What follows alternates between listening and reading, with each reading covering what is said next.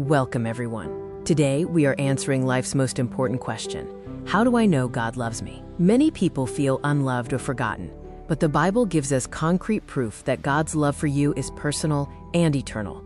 We begin with the very beginning, your existence. Before you could do anything to earn love, God already chose to create you. This is the first evidence of His love in creation. You are not an accident. You are a masterpiece. Psalm chapter 139 verse 14 reminds us you are fearfully and wonderfully made. God designed your unique DNA and personality. The same God who named the stars knows your name, and you are made in His image for a purpose. While nature shows us God's power, the cross of Jesus shows us the depth of His heart and the price He was willing to pay to reach us. The cross is God's final answer to the question of love. This is the ultimate gift.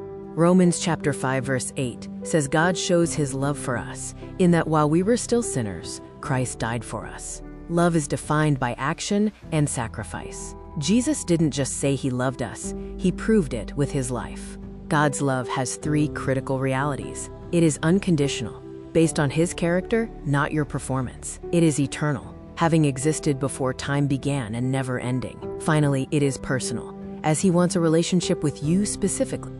The Bible, the Word, is a love letter. Scripture tells the story of God's pursuit of humanity.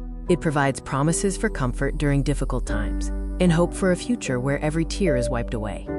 Many think they must earn God's love, but the Bible shows that God provides 100% of the love and grace needed for our salvation. We simply receive it. We love because He first loved us. God's love is a journey of faithful love, covering your past, present, and future. It started at creation when He knew you, continued with the cross for your freedom, is present today with His Spirit, and reaches into eternity with a future home.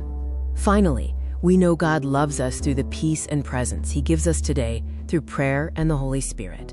He is closer than your next breath.